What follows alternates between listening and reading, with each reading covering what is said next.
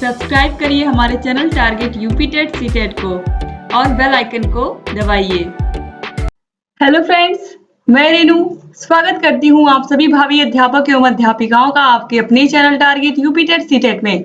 दोस्तों, लगातार आप लोग कई दिनों से कमेंट कर रहे थे कि मैम प्लीज हिंदी की भी क्लास लाइए। दोस्तों, आज से आपकी हिंदी की भी क्लासेस हम स्टार्ट कर रहे हैं। इससे पहले हम लोगों ने आपका फर्स्ट पेपर, सेकेंड पेपर, जितने भी पेपर हैं आपके सातों पेपर हम लोगों ने स्टार्ट कर दिया है अपने चैनल पर। और आपको सभी विषयों के प्लेलिस्ट की लिंक इसी वीडियो के नीचे डिस्क्रिप्शन बॉक्स में आपको मिल जाएगी। वहां पर जाकर के आप सभी विषयों के जितने भी क्लासेस हमने पढ़ाए हैं आप सभी को ज्वाइन कर सकते हैं और लगातार सभी विषयों के क्लासेस को देख सकते हैं। कोई भी क्लास आपकी मिस नहीं होगी वहां पर, अगर आप लगातार सभी विषयों को देखते हैं। इसके अलावा दोस्तों, आप हमारे टेलीग्राम चैनल से भी जुड़ सकते हैं। टेलीग्राम चैनल पर आपको सभी विषयों के नोट्स भी मिलते हैं और सभी विषयों के वीडियोस भी लगातार वहां पर आपको मिलते रहते हैं। टेलीग्राम चैनल का भी लिंक आपको इसी वीडियो के नीचे डिस्क्रिप्शन बॉक्स में मिल जाएगा। सबसे पहले यहाँ पर हम देखते हैं जो आपका हिंदी विषय है उसमें क्या क्या आपको पढ़ना है। देखिए, हिंदी विषय में आपको सबसे पहला टॉपिक पढ़ना है कहानी, लोक कथा, रोचक प्रसंगों को ध्यानपूर्वक सुनना व याद करना। आप लोग बचपन से कहानियां सुनते हुए आ रहे हैं, हमेशा कोई ना कोई कहानी होती रहती है, हमारे जीवन में भी होती रहती है और लगातार आसपास से भी कहानियां बहुत सारी हमें मिलती रहती हैं। तो कहानी जो होती है इसमें हम लोग का शुरू से इंटरेस्ट बना रहता है। जब हम बचपन में छोटे क्लासेस में रहते हैं, जब स्कूल में टीचर कहानी सुनाते हैं तो पूरा क्लास शांत होकर के उनकी कहानी को सुनता है। तो यहाँ पर आपको हिंदी में क्या पढ़ना रहेगा, कहानी हो, चाहे लोक कथा हो या रोचक प्रसंग हो। तो दोस्तों, इन कहानियों में जो शिक्षा मिलती है उसके बारे में बच्चों को बताना रहता है। इसके साथ ही साथ कहानी कहने की कौन कौन सी विधियां होती हैं, जैसे कि चित्र के माध्यम से भी कहानी कही जा सकती है।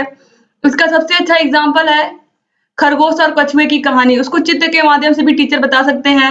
या फिर कहानी कहने की कहानी कथन विधि भी होती है। पहले टीचर किसी कहानी को सुना दे, फिर उसी कहानी को बच्चों के शब्दों में सुने, यानी कि बच्चे खुद उस कहानी को टीचर को सुनाए कि उनसे उनको क्या शिक्षा मिली और वो कहानी कितने ध्यान से सुने हैं। इसके अलावा दोस्तों, बच्चों से प्रश्नोत्तर विधि के माध्यम से भी कहानी बच्चों को सुना सकते हैं। इसका मतलब ये है कि पहले बच्चों को कहानी सुना दी जाए, उसके बाद उनसे प्रश्न पूछे जाए। तो इस तरीके से ये जो पूरा आपका चैप्टर है इसमें कहानी किस तरीके से सुनाई जाती है, लोक कथाएं कैसे सुनाई जाती हैं और इनका महत्व क्या है, बच्चों को सुनाने से क्या लाभ होता है। तो इसीलिए यहाँ पर ये दिया गया है, चाहे कहानी हो, लोक कथा हो, रोचक प्रसंग हो, इनको बच्चों को क्यों सुनाया जाता है और बच्चे इसको सुन करके क्या प्राप्त करते हैं। तो इसीलिए ये बने हुए हैं, कहानी हो, चाहे लोक कथा हो या रोचक प्रसंग हो। इसके बाद परिवेशीय विषयों, सामाजिक घटनाओं, स्व अनुभवों पर चर्चा। हमारे जीवन में बहुत सारी घटनाएं होती रहती हैं और हम स्व अनुभव, खुद के अनुभव से ही, अपने अनुभव से ही सीखते हैं और जो गलतियां हम करते हैं कहीं ना कहीं उन गलतियों से हम सीख लेते हुए चलते हैं कि आगे हम ऐसी गलतियां नहीं करेंगे जीवन में। तो यही सब चीजें आपको यहाँ पर सामाजिक घटनाओं को देख करके सीखना है, जीवन में स्व अनुभवों को देख करके सीखना है और इन्हीं सब चीजों को बच्चों को समझाना है। इसके बाद गद्य व पद्य के अंशों को का शुद्ध उच्चारण, लय एवं उतार चढ़ाव के साथ पढ़ना बोलना। ये बहुत ही महत्वपूर्ण है कि एक टीचर को शुद्ध शुद्ध उच्चारण करना आना चाहिए। इसके साथ ही साथ जो चीजें वो पढ़ा रहे हैं वो लय और ताल में होना चाहिए, उतार चढ़ाव के साथ होना चाहिए। ये नहीं कि कोई कहानी पढ़ा रहे हैं वो अपनी धुन में पढ़ाते हुए जा रहे हैं, बच्चों को चाहे समझ में आ रहा हो या ना आ रहा हो। तो ऐसा नहीं करना है एक टीचर को। एक टीचर को बहुत ही शालीनता के साथ जहाँ पर रुकना है, पूर्ण विराम लगा है, रुकना है, फिर आगे बढ़ना है, किस तरीके का भाव प्रकट करना है चेहरे पर जिससे बच्चे आपकी कहानी में इंटरेस्ट लें। और गद्य का मतलब मैंने बहुत बार आपको समझाया है कि गद्य का मतलब होता है सिंपल हिंदी भाषा, जैसे कि हिंदी भाषा में कुछ लिखा है, कोई कहानी है जिसको आप पढ़ दे रहे हो। और पद्य का मतलब वो कविता लिखी होती है, जैसे कि दोहा होता है, छंद होता है। दोहा में क्या होता है, रस होता है और दोहा क्या होता है, छंद ही होता है। इसके साथ साथ उसमें क्या होता है, अलंकार भी होता है। तो इस तरीके से रस और अलंकार से परिपूर्ण जो जो कविताएं होती हैं, लिखी होती हैं, उनको हम कहते हैं पद्य। तो यहाँ पर गद्य और पद्य में अंतर आपको समझ में आया होगा और किस तरीके से इनको पढ़ करके बच्चों को सुनाना। जैसे अभी दोहा है तो दोहा अगर लिखा हुआ है, बस टीचर ने केवल उसको पढ़ दिया। जैसे एक दोहा है, रहीमन पानी राखिए बिन पानी सब सून, पानी गए न उबरे मोती मानुष चून। अब इसको जल्दी में पढ़ा टीचर ने, अगर इसी को आराम से पढ़ते हैं, रहीमन पानी राखिए बिन पानी सब सून, मोती गए न उबरे मोती मानुष चून। तो आप देख सकते हैं कि अगर किसी चीज को जल्दी जल्दी पढ़ाया जाए और उसी चीज को अगर आराम से टीचर पढ़ाते हैं तो कितना डिफरेंस होता है। तो जो पद्य होता है उसको बहुत ही अच्छे से लय, सुर और ताल के साथ टीचर को पढ़ाना है, जिससे बच्चे उस विषय में आनंद लें और उसके अर्थ को भी समझते हुए चलें। इसके बाद है स्वतंत्र मौखिक एवं लिखित अभिव्यक्ति।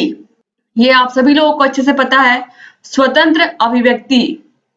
अब बहुत सारी चीजें होती हैं, ऐसी हमारी भावनाएं होती हैं जिनको हम अच्छे से लिख करके प्रकट कर पाते हैं, उनको हम बोल करके नहीं प्रकट कर पाते हैं। ऐसे बहुत सारे बच्चे होते हैं जो अस्पष्ट अच्छे से अपनी बात को कह नहीं पाते, जितनी अच्छी से अपनी बात को लिख पाते हैं। तो बहुत सारे बच्चे ऐसे होते हैं जो निबंध लेखन में टॉप फर्स्ट आ जाते हैं, पूरे क्लास में, पूरे स्कूल में फर्स्ट आ जाते हैं, लेकिन जब उनको माइक के सामने बोलने को कहा जाता है सभी स्कूल के बच्चों के सामने, तो वो अपनी बात को उतने अच्छे से नहीं रख पाते हैं। तो ये भी एक कला है कि आप मौखिक रूप से कितने अच्छे से लोगों से इंटरेक्शन कर पाते हैं, या फिर लिखित रूप से आप कितने अच्छे से अपनी भावनाओं को प्रकट कर पाते हैं। तो ये चीज आपको इस चैप्टर में समझना होगा, क्योंकि जब आप स्कूल में पढ़ाने जाएंगे तो आपको बहुत सारे ऐसे बच्चे मिलेंगे जो अपनी बात को लिख करके अच्छे से समझा पाएंगे, बोल करके नहीं समझा पाएंगे। तो इस तरीके से आपको हर तरीके के बच्चों को स्कूल में जाकर के डील करना होगा। तो इसलिए यहाँ पर ये भी बहुत ही महत्वपूर्ण है, ये चैप्टर भी। फिर है स्वरानुसार गद्य पद्य में शब्दों, वाक्यांशों, विराम चिन्हों एवं समान ध्वनियों को समझना। तो यहाँ पर दोस्तों आप सभी को पता है कि सबसे पहले वर्ड बना है, वर्ड से शब्द बनते हैं, शब्दों से वाक्य बनता है, वाक्यों में विराम चिन्ह होते हैं, चाहे वो अल्प विराम हो, अर्ध विराम हो, विस्मयादिबोधक चिन्ह हो, पूर्ण विराम हो, प्रश्नवाचक चिन्ह हो। ये सभी चिन्ह जब लगते हैं तभी उस पूरे सेंटेंस का भाव प्रकट होता है, और उसको किस तरीके से पढ़ना है ये इन्हीं चिन्हों पर निर्भर करता है। तो इसलिए यहाँ पर इन चिन्हों को भी आपको सही से पढ़ना है और जानना है सेकेंड सेमेस्टर में। फिर है उपसर्ग, प्रत्यय, सामासिक पदों की पहचान व प्रयोग। तो यहाँ पर आपको उपसर्ग पढ़ने को मिलेगा। उपसर्ग आप सभी को पता है कि किसी भी शब्द के आगे लग करके उस शब्द की शोभा बढ़ा देता है, और प्रत्यय कहाँ लगता है? शब्द के पीछे लगता है। और इस तरीके से यहाँ पर सामासिक पद, सामासिक पद का मतलब है कि आपको यहाँ पर समास पढ़ना होगा और 6 समासों को पढ़ना होगा, और 6 समासों को मैं बहुत ही अच्छे से आप लोगों को पढ़ाऊंगी, चाहे तत्पुरुष समास हो, द्वंद्व समास हो, द्विगु समास हो, कर्मधारय हो, बहुब्रीहि हो, द्वंद्व, सभी समास को बहुत अच्छे से मैं आपको पढ़ाऊंगी। इसके बाद है संज्ञा, सर्वनाम, क्रिया विशेषण, वचन, लिंग तथा काल को पहचानना। ये तो आप बचपन से पढ़ते हुए आ रहे हैं, तो इसमें तो कोई दिक्कत ही नहीं होगा, और सभी टॉपिक को मैं बहुत ही अच्छे से आपको क्लियर करूंगी। इसके बाद दोस्तों आगे बढ़ेंगे। पाठ्य वस्तु का मौन वाचन करते हुए उसमें निहित विचारों, भावों एवं तथ्यों को समझना। जब हम छोटे क्लास में होते हैं तो हमको चीजें बोल करके पढ़ने को कही जाती हैं। कोई चीज बुक में लिखी हुई है तो बच्चा पढ़ रहा है तो उसको कहा जाता है कि बोल करके पढ़ो, ताकि बच्चे का उच्चारण शुद्ध हो। तो जब बच्चा धीरे धीरे बड़े क्लास में जाता है, फिर उसका जो उच्चारण करने का जो उसके उच्चारण करने का तरीका होता है, जैसे कि वो बोल करके उच्चारण करता है, लेकिन बड़ा होता है तो धीरे धीरे वो चीजों को मन में ही पढ़ने लगता है, वो बोल करके नहीं पढ़ता है। तो इस तरीके से यहाँ पर मौन वाचन अगर कर रहा है बच्चा, तो वह उसमें जो निहित विचार है, यानी कि अगर वो कहानी पढ़ रहा है, कथा पढ़ रहा है, तो उसमें निहित जो विचार छिपे हुए हैं, जो उसमें नैतिक मूल्य छिपा हुआ है, वो उनको समझ पा रहा है कि नहीं समझ पा रहा है, उसमें छिपे हुए भावों को समझ पा रहा है कि नहीं समझ पा रहा है, इसमें जो तथ्य लिखे हुए हैं उनको समझ पा रहा है कि नहीं समझ पा रहा है। तो ये सब चीजें बच्चों को अच्छे से समझना होगा। तो किस तरीके से आपको समझाना है बच्चों को, ये चीज इसमें बताई गई है इस चैप्टर में। इसके बाद शिक्षक के निर्देशानुसार छोटे छोटे वाक्य लिखना। किस तरीके से आप बच्चों को छोटे छोटे वाक्य आप बोल करके भी सिखा सकते हो बच्चों को।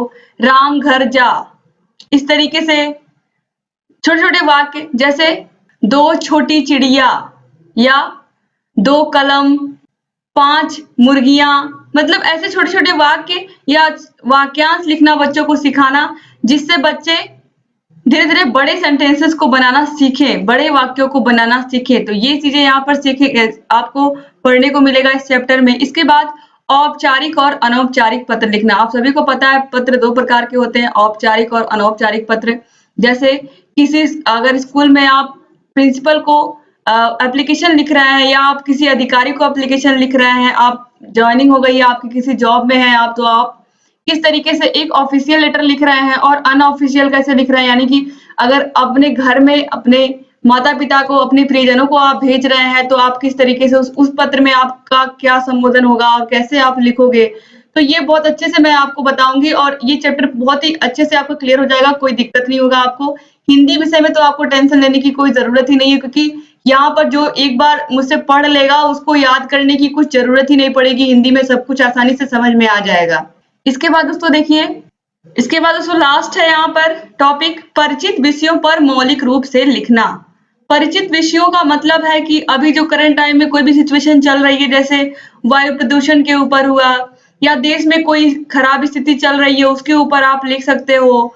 तो मौलिक रूप से आपको यहाँ पर निबंध, एक तरीके से निबंध लिखने के विषय में ही बताया गया है कि कैसे आप किसी विषय पर किस तरीके से आपको लिखना चाहिए, कैसे प्रस्तावना होनी चाहिए, कैसे उसमें मुख्य बिंदु होने चाहिए, कैसे आप उसको और अधिक देखने में उसको इनोवेटिव बना सकते हैं कि किस तरीके से देखने में वो बिल्कुल नयापन उसमें हो। तो इस तरीके से आपको मैं ये चीज़ भी बताऊँगी, किस तरीके से आपको विषयों पर मौलिक रूप से लिखना है।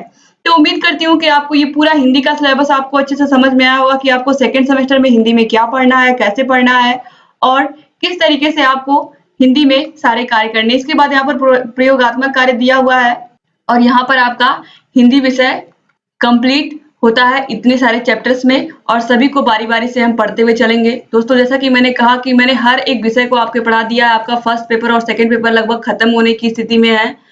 3 से 4 क्लास आपके सेकंड पेपर में है और 1 क्लास आपके फर्स्ट पेपर में केवल बचा है और आपके दोनों पेपर ये खत्म होने वाले हैं, जो मेन पेपर होते हैं 50-50 नंबर के। और साथ ही साथ सामाजिक अध्ययन में भी इतिहास पूरा पढ़ा दिया है मैंने। लगभग 1 क्लास खाली बची है इतिहास की, उसके बाद भूगोल स्टार्ट होगा और इस तरीके से आप लोगों के सभी विषयों को हम कंप्लीट करा देंगे सेकंड सेमेस्टर के। बस आप हमारे चैनल से बने रहिए और अगर अभी तक आपने हमारे चैनल को सब्सक्राइब नहीं किया तो प्लीज सब्सक्राइब कर दीजिए और घंटी के निशान को जरूर दबा दीजिए, जिससे हम जो भी नई वीडियोस बनाते हैं उसका नोटिफिकेशन आपके पास समय से पहुंच जाए और आप हमारे सभी वीडियो से लगातार ऐसे ही अपडेट रहें। दोस्तों आगे चल करके हम आपको UP TET, CTET, super TET सबकी तैयारी करवाएंगे। बस लगातार आप हमारे चैनल से ऐसे ही बने रहिए और सभी वीडियोस को देखते हुए रहिए। जहां कहीं भी आपको कोई प्रॉब्लम है आप कमेंट बॉक्स में कमेंट करके बताइए, हम आपकी सभी समस्याओं का समाधान करेंगे और लगातार आपके लिए ऐसे अच्छे वीडियोस लेकर के आते रहेंगे। बस आप ऐसे ही अपना प्यार और विश्वास हमारे ऊपर बनाए रखिए और लगातार हमारे चैनल से ऐसे ही जुड़े रहिए। मिलते हैं नेक्स्ट वीडियो में, तब तक के लिए आप सभी लोग अपना ख्याल रखिएगा और लगातार हमारे चैनल से जुड़े रहिए। मिलते हैं नेक्स्ट वीडियो में दोस्तों, तब तक के लिए जय हिंद।